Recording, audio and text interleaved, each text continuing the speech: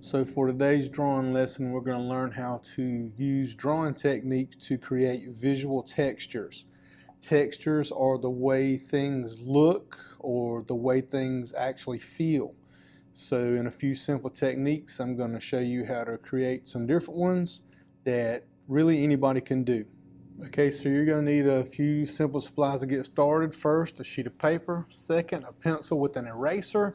And third, some kind of template that you can use for a circle. I'm just using a regular jar lid, and all that stuff will work really good.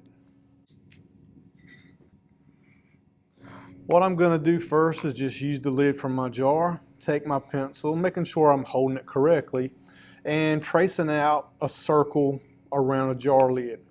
Now, it doesn't have to be super dark. I'm making mine kind of dark so you guys can see it good on the video, but you really do need to be able to see it on your artwork. So you can press down hard or light. At this point, it really doesn't matter as long as it's able to be seen pretty good on the paper. Now, you're going to end up doing 6 circles here. I'm setting mine up in columns and rows. Pretty simple, pretty even organization, but you don't have to do that. You can scatter them around, set them up in different ways. As long as you can fit 6 on that one page, you'll be okay.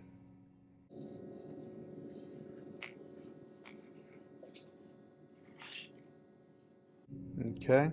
Now, for my first circle, I'm going to use what's called the hatching technique.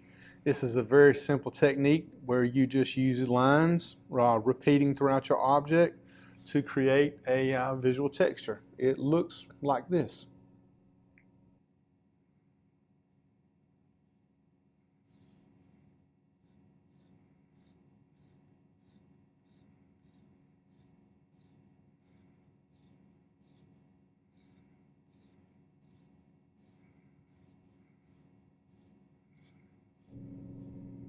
Okay, so just basic lines going across my circle to create a type of visual texture.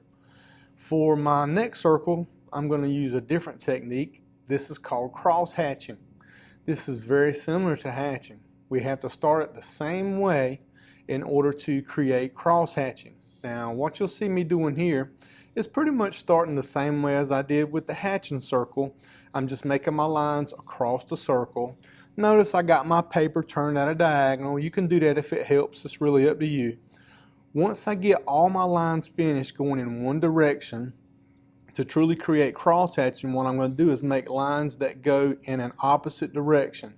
Now, this works kind of like a grid.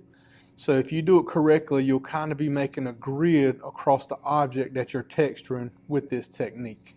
And this is cross hatching.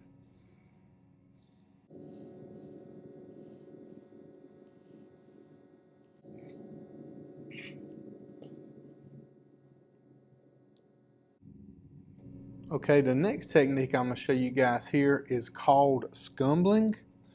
This is a technique made with controlled scribbles. So I like to label mine as scumbling and scribbles. There are different methods that you can use to do scumbling. I like the scribble method the best because it's kind of fun to do, but it's really quick and really easy. So I'm just going to make a bunch of loop-de-loops and scribbles all over my circle to create a wiry, crazy looking visual texture. The next circle is going to be stippling. Now this is traditionally done with dots or dashes.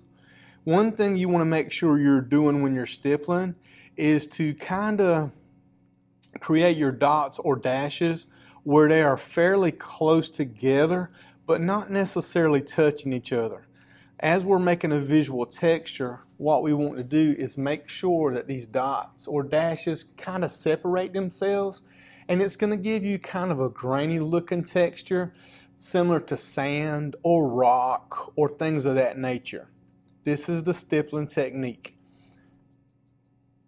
As you do it, it looks very light to begin with, but the more marks that you put inside your circle or whatever object it is you're drawing, the darker it will become. And we'll discuss that whenever we start talking about value and shading.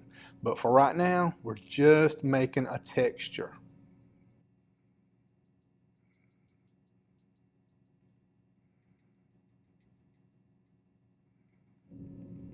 At this point, I'm going to fast forward the video so that you guys can see what happens near the end.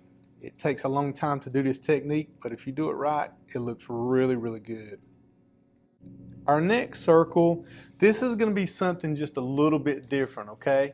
For our number 5 circle and our number 6 circle, it's going to be the same technique, but I'm going to show you how to do it in 2 different ways.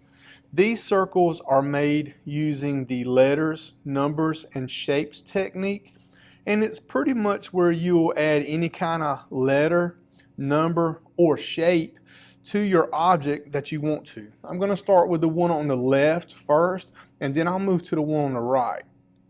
In the circle on the left, what I'm going to do is show you more of a smooth and bumpy texture. Now what's going to happen is I'm just going to pick a 0 or a circle. That's what I'm going to use for my texture, and it's going to kind of look more bumpy and more smooth. So if you touch it, it might feel like something kind of like a golf ball. If you've ever touched one of those golf balls, you know what I mean. It has all those little circle divots in it. It's very smooth and very bumpy. So if you use a rounded shape, a rounded letter, or a rounded number, it'll make this type of texture.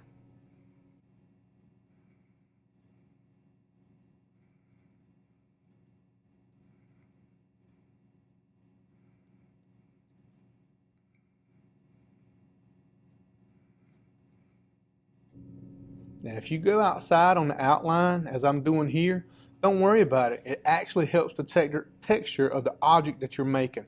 So you don't always have to stay within inside the lines. You can use the outer edge too. For this last circle, I'm going to use the same technique. This is letters, numbers, and shapes, but I'm just going to change up the type of letters, numbers, or shapes that I'm using. So as you can see, when I'm drawing on it, basically I'm using letters, numbers, or shapes that have corners or points. So I'm using things such as triangles, the letter M's, rectangles, letter A's, any of those things like that that would have a corner or a point. What it's going to do is make my object look like it would be very sharp if you would touch it. Maybe like a cactus, or I don't know, something crazy like a chainsaw blade or anything like that. Something that you would not want to touch with your hands. Once again, you can go along the outside edges if you want and let the textures that you use poke out beyond the circle itself. And there you go. There's your 6 textures. Pretty simple, pretty easy to do.